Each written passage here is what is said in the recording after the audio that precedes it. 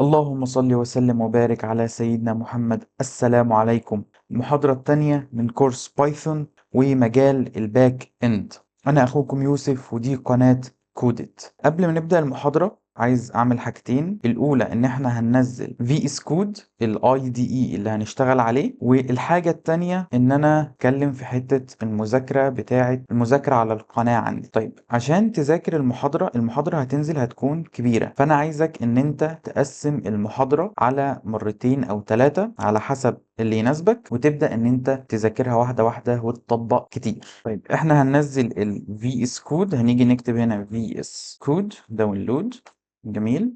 هتيجي هنا على أول لينك، عندك هنا الماك واللينكس والويندوز، فأنت هتدوس على الويندوز. أنا كنت منزله فأنا هلغي التحميل بتاعه. طيب، هو بعد ما ينزل لك ك exe فانت هتعمل له انستول عادي جدا. طيب، بعد كده محتاج ايه؟ بعد كده انت محتاج ان انت تعمل داونلود للغة بايثون. تخش هنا على داونلود بايثون وهتنزل اخر اصدار ليها. طيب، هو هيفتح معاك البرنامج، مش هيكون جايب طبعا الواجهة دي، هيكون جايب لك ان انت تعمل نيو فولدر. فانت بعد ما تعمل نيو فولدر وتختار فولدر ايه الجهاز عندك، انا عندي الفولدر هنا اسمه ديفلوبر. جميل. بعد ما تعمل الفولدر تقدر ان انت تعمل نيو فايل، او تقدر ان انت تعمل فولدر جوه فولدر. طيب، احنا نعمل نيو فايل وهسميه مثلا هنا مين. بعد كده بتعمل دوت بي واي الامتداد للغة بايثون. طيب، وبرضو بتعمل انستول للغة بايثون اللي لسه منزلينها، وبنبدأ ان احنا بنشتغل عادي جدا. انت تقدر تغير برضو الثيم بتاع الواجهة بتاعة في اس كود، ونقدر ان احنا نشتغل عادي. هنعمل اول امر اللي هو print وهنقول hello world. طيب، عشان اعمل رن للبرنامج بتاعي فانا باجي هنا وعندي run python file. جميل. طيب، اقدر ان انا بدل ما كل مرة اجي هنا، اقدر ان انا هروح عند السيتنجز واروح عند الكيبورد شورت كاتس واجي هنا اكتب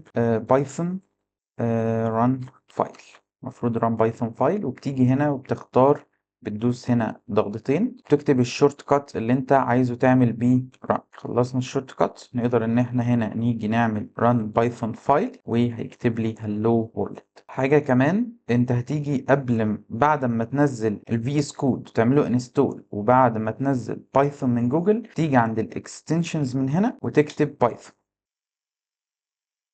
طيب، بعد ما بتكتب بايثون بتيجي هنا عليها وبتعمل انستول. طبعا انا عامل لها انستول، فانا لو دوست هيتعمل لها ان انستول. هتكون انت كده تمام جدا، ولو جيتك اي مشكله تواصل معايا وهنحلها سوا. طيب، الناس اللي مش هتعرف تحمل في اس كود، هو بيدعم ويندوز 10 و11. جميل. طيب، الناس اللي عندها ويندوز اقل حاول تحدث. طيب، مش هتقدر، فانت حاول ان انت تشتغل بالجهاز بتاعك على حاجه اسمها ريبلت. ريبلت هو موقع تكست اديتور عادي، هيشتغل معاك مفيش اي مشكله. طيب، ريبلت فيه مشكله او ما اشتغلش معاك، تخش على جوجل وتكتب مثلا بايثون تكست اديتور او تكتب تكست اديتور، هيجي لك اختيارات كتير جدا تقدر ان انت تشتغل معايا. برضه تقدر ان انت برضه تفتح ريبلت من التليفون او تابلت او ايا يكن. كده انا قلت لك تذاكر المحاضرات ازاي، وحملنا في اس كود الاي دي اي اللي هنشتغل عليه. يلا بينا نبدأ محاضرتنا.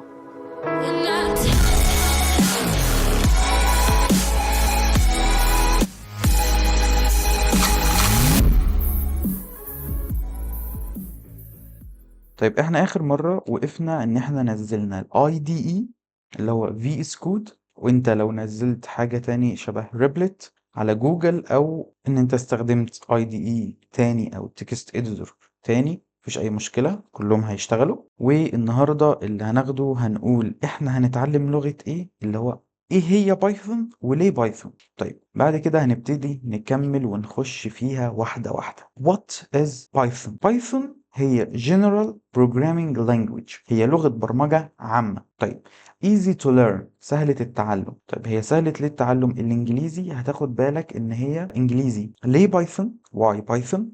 قلنا عشان هي easy سهلة، strong هي قوية جدا، و versatile متعددة الاستخدامات، وهي multiple fields يعني إن هي متعددة المجالات. بايثون بتخش في مجالات شبه الويب ديفلوبمنت تطوير المواقع، الجيم ديفلوبمنت، الاي اي، السايبر سيكيورتي، الداتا analysis. طيب بتخش في حاجات كتيرة جدا. انت تقدر بعد ما تتعلم لغة بايثون توقف معايا ما تكملش الويب ديفلوبمنت او الباك اند، تقدر ان انت تخش في مسارات تاني كتير جدا شبه الجيم والاي اي والسايبر سيكيورتي والداتا انالايز. طيب بايثون هي من اشهر لغات البرمجة في العالم وهي مطلوبة جدا في السوق. طيب يبقى قلنا ان بايثون the most famous programming language in the world، هي من اشهر لغات البرمجة في العالم. wanted for work، مطلوبة جدا في سوق العمل. هنقول شوية شركات، من الشركات طبعا الكبيرة جدا اللي استخدمت بايثون في الابس بتاعتها او الويب، شبه جوجل ونتفليكس وسبوتيفاي وانستجرام، وعندنا اوبر وتسلا وناسا. احنا كده قلنا ايه هي بايثون وليه بايثون. هنخش دلوقتي ونبتدي نتعلم أول فانكشن. قلنا فانكشن يعني وظيفة. أول فانكشن نتعلمها وهي البرنت. جميل.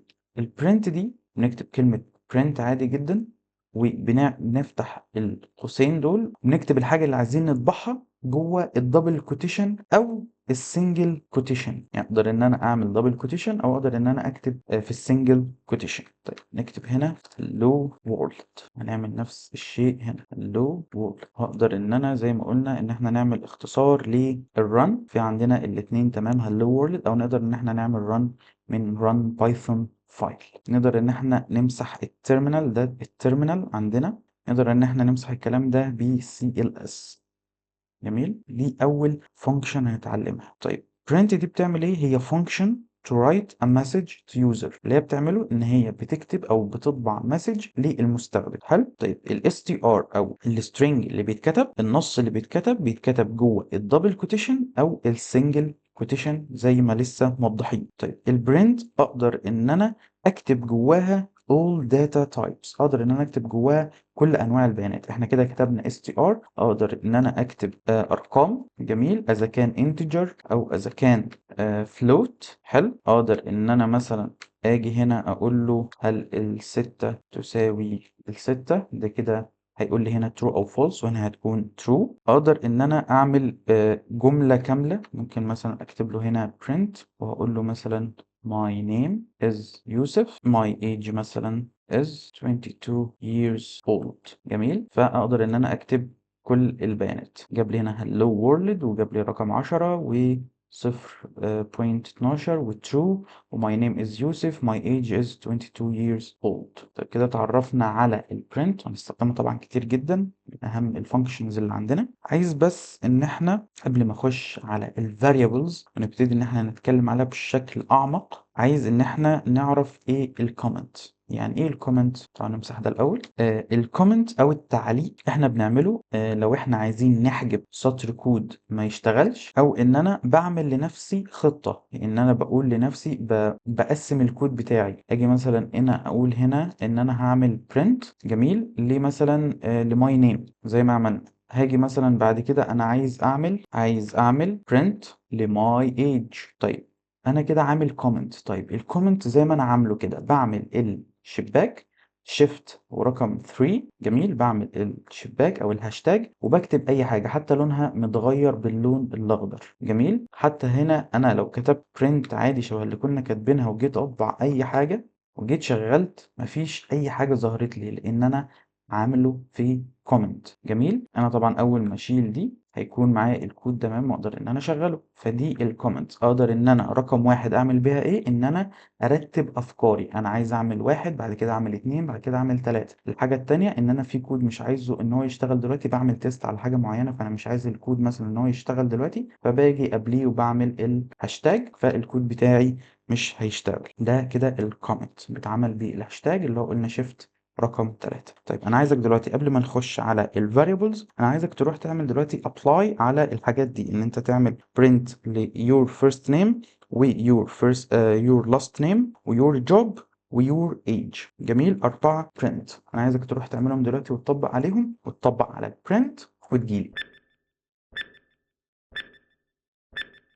السلام عليكم تاني ورجعنا لكم، وهنتكلم عن ال variables. اتكلمنا عن ال variables في المحاضرة الأولى، محاضرة مفاهيم البرمجة، وقلنا إن هي عبارة عن صندوق أو حاوية أو إناء بحط فيها بيانات معينة بستخدمها بعدين. طيب احنا جايين النهاردة بقى عشان نعمل variable وازاي نعمل variable وازاي نطبع الفاريبل ده، وهنعمل عليه شوية عمليات. طيب عشان نعمل variable فاحنا الاول بنكتب اسم للفاريبل ده. هنعمل variable اسمه x ونحط الايكوال وبنكتب الفاليو اللي جواه. فانا هكتب هنا اسمي يوسف، عايز اعمل variable او متغير تاني واحط فيه السن بتاعي 22. طيب اقدر دلوقتي ان انا لو عايز اطبع اسمي فاقدر ان انا اعمل البرنت واحط الاكس. فانا لو جيت هنا شغلت هيقول لي يوسف. طيب عايز اطبع الواي اللي هو ال 22، فهعمل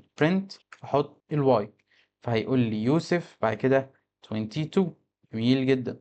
طيب انا دلوقتي لو فاكرين لما جينا اتكلمنا عن الفاريبلز قلنا عايزين او الصح ان احنا نسمي الفاريبل باسم يوصف اللي جواه. هل الاكس او الواي دي حاجة بتوصف الحاجة اللي جواها؟ يعني الاكس هنا بيوصف ان ده اسم او الواي هنا بيوصف ان ده السن بتاعي؟ لا. فالانسب او الصح ان انا اعمل ايه؟ ان انا اخلي الاكس هنا بدل ما هي كده ممكن مثلا اعملها نيم، اجي هنا عند الواي اسميه age. فانا بعمل اسم للمتغير بيكون مناسب للقيمه اللي جوه المتغير ده. طبعا هاجي هنا اغير الاكس لنيم والواي هخليها age. طبعا لو شغلت فما عنديش اي مشكله. فدايما ان احنا لازم نعمل اسم للمتغير يكون مناسب للقيمة اللي جواه. طيب احنا عايزين دلوقتي نستخدم المتغيرين ونطبع جملة كاملة شبه ما كنا بنعمل. يعني ايه؟ يعني انا عايز اقول له هنا my name is، عايز هنا احط اسمي اللي هو يوسف. طيب انا لو حطيت name هنا كده المتغير فهو هيقرأ ان هو string مش متغير، فالطريقة دي غلط. فاحنا بنطلع بره الكوتيشن وبنكتب name او بنكتب المتغير. طيب لو واخدين بالكم، هننزل سطر، لو واخدين بالكم في هنا علامة حمراء، هو هنا بيقول لي ان في error. لو شغلت على كده فهيقول لي invalid syntax perhaps you forgot a comma. طيب احنا عشان نعمل نحط المتغير مع string فاحنا عندنا طريقتين. الاولى ان انا احط البلس علامة الزائد. طيب التانية ايه؟ ان انا هقول له هنا my name is وهحط كوما بعد كده هحط name. فانا عندي طريقتين دلوقتي عشان اخلي string مع المتغير، ان انا احط البلس او ان انا احط الكوما. طيب تعالوا نعمل run ونشوف اللي هيحصل. اول واحده قال لي my name is يوسف والتانية قال لي my name is يوسف، مفهومش اي مشكله. بس لو تاخدوا بالكم في اول واحده الاس لازقه في الواي، فانا هنا عندي مشكله عايزين نحلها. طيب لغه بايثون هنا حساسه في موضوع المسافات شويه، ان انت مع البلس لازم ان انت تعمل المسافه. طيب يا هاجي عند الاس واعمل مسافه، او ولو جينا شغلنا نشوف فالمسافه معموله وتمام. طيب ايه الطريقه التانية؟ ان انا هشيل المسافه من هنا، ان انا عشان اضيف مسافة فانا مضطر ان انا اعمل بلس كمان واعمل الدبل كوتيشن واحط جواه مسافة. بايثون مش بتحسب المسافة دي، المسافة دي بايثون مش بتحسبها، بتحسب المسافة اللي جوه الدبل كوتيشن او السنجل كوتيشن. طيب ولو جينا شغلنا فبرضو المسافة تمام. طيب دلوقتي عرفنا ازاي نطبع السترينج مع الفاريبل اللي هو برضو string، لان هنا النيم حافظة قيمة يوسف جوه string. طيب هتواجهنا مشكلة لما نيجي دلوقتي نيجي نعمل البرنت هنا، عايز اقول my age is. خلاص اتفقنا هنحط مسافة، هنحط البلس. دلوقتي انا عايز احط age، فالمفروض ان هو يقول لي my age is وبعد كده يحط لي 22. طيب تعالوا كده نشغل، فلقيته هنا طابع لي اول حاجه my name is يوسف وجالي هنا راح عامل لي type error. فهو هنا بيقول لي ان انا ما ينفعش ان انا ادمج ال str مع int، انما هو بيقول لي ال str to str. يعني هو بيقول لي ما ينفعش ادمج str مع integer، بس ينفع ادمج str مع str. طيب دلوقتي انا عندي هنا مشكله عايزين حلها. طيب حلها ثلاث طرق. الاولى ان انا دلوقتي عندي فانكشن هنتعلمها جديد اسمها الفانكشن دي اسمها str. طيب الفانكشن دي بتعمل ايه؟ الفانكشن دي القيمه اللي بحطها جوه الاقواس بتاعتها بتحول لي الداتا تايب اللي بحطها هنا ل str. يعني انا دلوقتي اي حاجه بحطها جوه الاقواس هنا بتتحط القيمه دي جوه الدبل كوتيشن او سنجل كوتيشن. دي فكرة ال str، ان هي بتحول القيمة دي بتكون string، بتحول من integer لstring. طيب انا استخدمها فين ال str؟ انا ممكن اجي عند ال 22 هنا اعمل str واحطها بين الاقواس، فانا بقول له هنا الايج حولهولي لstring. انا لو جيت دلوقتي شغلت ما عندوش اي مشكلة. طيب بس ده مش انسب حل. ليه؟ لان انا ممكن اكون محتاج الرقم ده بعد كده، محتاجه ان هو يكون رقم ان انا هعمل عليه عملية حسابية. فهل ينفع اعمل عليه عملية حسابية وهو عبارة عن string؟ مش هينفع. طيب عندي حل كمان، ان انا ممكن اعمل متغير كمان وليكن هسميه str age، واقدر احط فيه اعمل الفانكشن اللي هي str واحط جواها الايج. الايدج اللي هي جواها مين؟ ال 22. فانا دلوقتي لو انا محتاج استخدم الرقم ال 22 فهو محفوظ في الايدج. لو عايز استخدم ال 22 وهي عبارة عن str او string فانا هستخدم ال str age. لو جيت دلوقتي هنا عشان اشغل فانا لازم احول دي str age. جميل. بعد كده اجرب برضو ما عندوش مشكلة. طيب عندنا حل تالت، طبعا كله ينفع وكله تمام بس على حسب استخدامك او حسب انت عايز ده او الرقم ده هتعمل بيه ايه. طيب دلوقتي احنا عندنا المتغير لازم نعرف عنه معلومة مهمة، ان اي متغير بعمله فهو بياخد مساحة من الذاكرة او الرام بتاعتي. فانا ممكن ان انا لما اجي اعمل مشروع فانا عايز ان انا اقلل المتغيرات بتاعتي واقلل الاسطر، فهنا مش انسب حل ان انا اعمل كده. انا ممكن اعمل ايه؟ ان انا اجي هنا دلوقتي انا هسيب الايدج زي ما هي، همسح الاس تي ار وهاجي احط الفانكشن اللي هي الاس تي ار واحط جواها الايدج. فانا كده حولت الايدج الاس تي ار في المكان بتاع البرنت، بس لو جيت شغلت فهي شغالة معايا تمام وكويس جدا. طيب دلوقتي احنا عايزين نعرف احنا ازاي نكتب variable او اسم للفاريبل، لان لغة بايثون بتحكمنا في حاجات معينة ما ينفعش نستخدمها لأسامي الفاريبل. يعني تعالى نمسح ده كده. احنا اول ما جينا بدأنا قلنا ان احنا ممكن نعمل الاكس نعمل فاريبل نحط قيمة. عملنا الواي وحطينا قيمة. جميل. نقدر ان احنا نعمل حروف. ما ينفعش نستخدم في الفاريبل في الاول ارقام. يعني ايه؟ يعني ما ينفعش مثلا اخلي الفاريبل بتاعي بص هو اصلا من غير ما اعمل اي حاجة فهو عامل لي ايرور هنا. مش لو جيت عملت run فهيجيب لي syntax error. فهو هنا ما ينفعش اخلي الفاريبل بتاعي يبدأ بحرف بيبدأ برقم. طيب ما اقدرش ان هو يبدأ بايه؟ باي مثلا النجمة ما ينفعش اخليه مثلا ان هو يكون علامة الاند، ما ينفعش اخليه البرسنتج. جميل. ما ينفعش اخليه الهاشتاج لان دوت اصلا كومنت. ما ينفعش اخليه الاد. كل السيمبلز دي ما تنفعش ان هي استخدمها في الفاريبل بتاعي. طيب ايه اللي انا اقدر استخدمه؟ اقدر ان انا استخدم، لازم تكون في البداية حرف. يعني ان انا ممكن اقدر اعمل مثلا نيم. حلو. اقدر ان انا اعمل age. ممكن استخدم كمان ال underscore، ان انا مثلا لو عندي الاسم متقطع انا ما ينفعش اعمل مثلا مسافة. لو عايز اقول مثلا عايز اعمل متغير للفيرست نيم فانا ما ينفعش اعمل مسافة بعد كده اعمل ده متغير، هو هيجيب لي هنا error.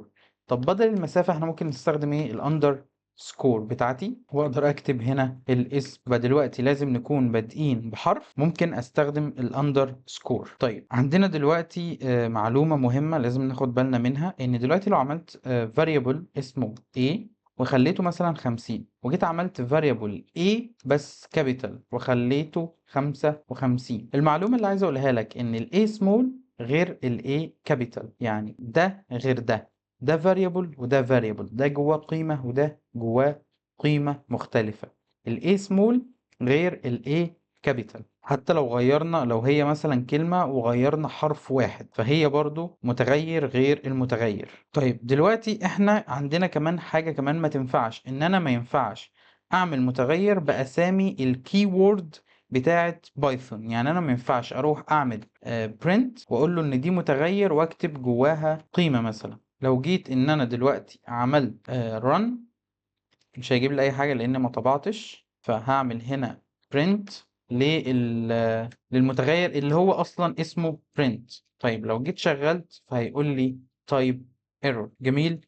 فانا ما ينفعش ان انا اخلي المتغير بتاعي يكون بالكيورد بتاعت بايثون.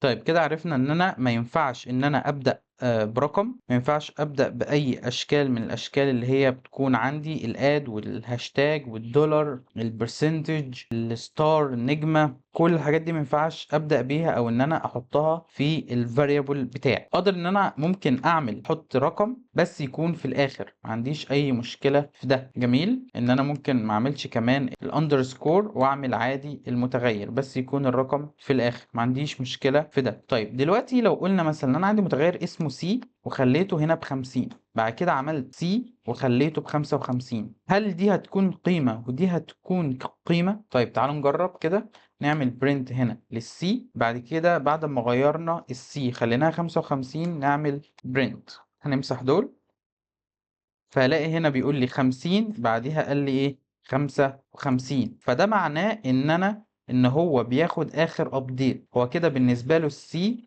لو استخدمتها في الكود بتاعي تاني هي عباره عن 55 لانهم نفس الحرف بالظبط او نفس الكلمه نفس الفاريبل. طيب احنا هنعمل مثال صغير ان احنا عايز مثلا هعمل متغير اسمه نيم واحط فيه مثلا اسم وليكن علي، عايز الايدج بتاعه فهعمله 21 وهحط الهوبي وهتكون مثلا create things. جميل، انا دلوقتي عايز اطبع الثلاث متغيرات دول، فهقول هنا my name is، ومش هحط مسافة، انا هحط الكوما لان الكوما هتعمل لي مسافة تلقائي، وهحط هنا النيم. جميل، هعمل print كمان وهحط my age is، هحط الكوما، هحط هنا الage، وهاجي اخر واحدة هنا هعمل print هقول my hobby is واحط الكوما واعمل الهوبي. طيب دلوقتي انا لو شغلت هنا مش هتجيلي غير مشكلة واحدة بس. وقف الفيديو 3 ثواني وحاول تفكر فيها. طيب المشكلة اللي عندي هنا ان انا حاطط str او string مع integer، واحنا دي قلنا نحلها ازاي، وقلنا 3 طرق. احنا هنعمل اخر طريقة اللي هي تعتبر احسن طريقة، وهعمل ال str function واحط ال age جوه الاقواس بتاعتها عشان يحولها لي ل str. فانا جيت هنا لو شغلت الكود فهيشتغل عندي تمام. my name is علي، my age is 21، my hobby is create things. طيب مطلوب منكو ايه؟ مطلوب منك ان انا عايزك تعمل لي 6 متغيرات للفيرست نيم واللاست نيم وايج. جميل، فيف color، وعايز الفيف موفي والفيف فود، ان شاء الله ما حد حوش. 6 متغيرات تحفظ فيهم القيمة شخصية ليك، وعايزك تعمل لي 6 برنت بجمل كاملة، يعني ما تطبعش المتغير بس، لا انا عايزك تعمل جملة كاملة. كده احنا خلصنا 3/4 المحاضرة، فاضل اخر جزء وتكون محاضرتنا خلصت على خير. طيب احنا في المحاضرة دي اللي خدناه النهاردة كان print function، خدنا الكومنت، اتكلمنا عن المتغيرات وازاي ان انا اكتب متغير واسامي المتغيرات تكون ازاي، وان انا جات لي المشكلة ان انا ما ينفعش احط str مع int. دلوقتي هنتكلم عن الداتا تايبس. طيب اتكلمنا احنا في المحاضرة الأولى عن 4 أنواع من الداتا تايبس، كانوا الانت، واتكلمنا عن float number، واتكلمنا عن str، واتكلمنا عن البوليان. هنتكلم عليهم تاني النهاردة وهنزود عليهم شوية داتا تايبس. طيب احنا عندنا فانكشن بتوريني نوع البيانات ده ايه. يعني انا دلوقتي لو عندي متغير هسميه مثلا x وهحط فيه رقم 10، دلوقتي انا عايز اعرف الاكس ده بيحتوي على بيانات نوعها ايه. هعمل البرنت بتاعتي. جميل، وعندي فانكشن اسمها type، الفانكشن اسمها type، اي فانكشن تاخد القوسين انا عايز اعرف نوع البيانات بتاع مين، بتاع الاكس.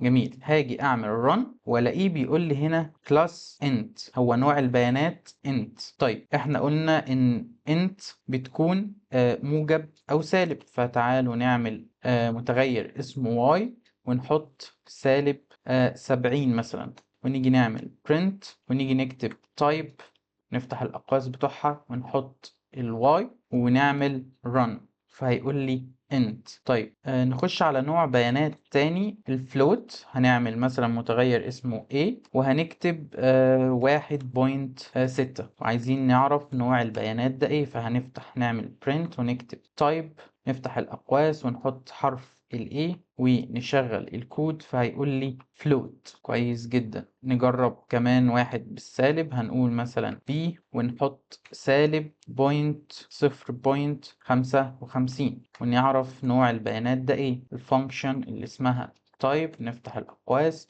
نحط ال B ونشغل فهيقول لي float. كويس جدا. نخش على ال str نعمل متغير وليكن C وهنحط نكتب هنا مثلا I love Python وهنعمل ال print ونكتب ال type function. نفتح الأقواس ونحط C ونعمل run فهيقول لي str. كل البيانات دي احنا خدناها، فاضل لنا البوليان. طيب البوليان ممكن ان احنا نعمل function حرف M نكتب true. لو جيت ان انا عملت print وقلت له type وحطيت حرف ال M وجيت شغلت فهيقول لي بول او boolean. ال true او ال false، احنا عندنا true وعندنا ال false. ممكن نعمل متغير n ونكتب false. ال true اول حرف ال T بيبقى capital وال F بيبقى capital. لو جيت عملت نفس الموضوع وفتحت ال type وحطيت حرف ال N شغلت فهيقول لي بوليان. كده احنا خلصنا ال int، خلصنا ال float، خلصنا ال str، خلصنا البوليان. طيب عندنا ايه جديد ممكن نتكلم فيه؟ عندنا نوع بيانات اسمه list. طيب الليست ديت بتكون عبارة عن ايه؟ هنتعمق فيها اكتر لما نيجي نشتغل فيها، بس احنا عايزين نعرف ان احنا عندنا نوع بيانات اسمه list. طيب لو عايزين نعمل list فاحنا مثلا هنعمل متغير وهنفتح الليست بتكون ما بين الاقواس وبنكتب جواها اي نوع بيانات. ممكن تقبل مني string hello مثلا، تقدر تقبل مني ارقام، تقدر تقبل مني int او ان هي تقبل float، تقدر ان هي تقبل مني true او false، وتقدر كمان ان هي تقبل مني list جوه list واقدر ان انا اكتب بيانات تاني مثلا. طيب احنا مش جايين نتعمق في الليست، احنا جايين نعرف انواع البيانات. فالزد هنا هو عبارة عن نوع بيانات. جميل. عايزين نعرف النوع ده اسمه ايه، فهنعمل البرنت ونحط التايب ونحط جواها حرف الزد المتغير بتاعي.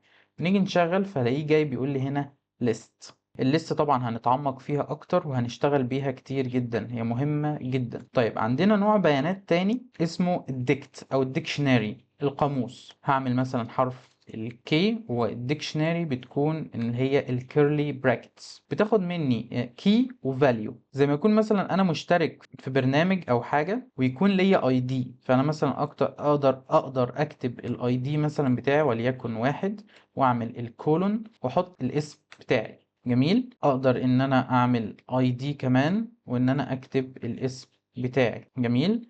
طيب ده كده الديكشناري. طيب احنا عايزين نعرف النوع بتاعه فهنعمل البرنت ونكتب التايب فانكشن ونحط الكي بين اقواس التايب فانكشن ونعمل فبيقول لي هنا ديكشناري. جميل. عندنا نوع بيانات تاني اسمه set. هنعمل متغير الset بيكون عبارة عن الكيرلي براكتس، بس مش بنعمل كي وفاليو، لا احنا بنحط البيانات على طول. فهحط مثلا هنا يوسف، بعد كده بعمل كوما احط بيانات تاني name 1 مثلا، واحط بيانات تاني اقول name 2. لو جيت دلوقتي انا عايز اعرف نوع البيانات ده ايه، type function واحط الواي واشغل فهيجي يقول لي هنا set. طيب عندنا نوع بيانات كمان وهو التابل. التابل بتكون عبارة عن الأقواس دي وبنكتب جواها بيانات. هي احنا ممكن نعمل هنا أرقام. تعالى نشيل السنجل كوتيشن نكتب مثلا الأرقام. جميل.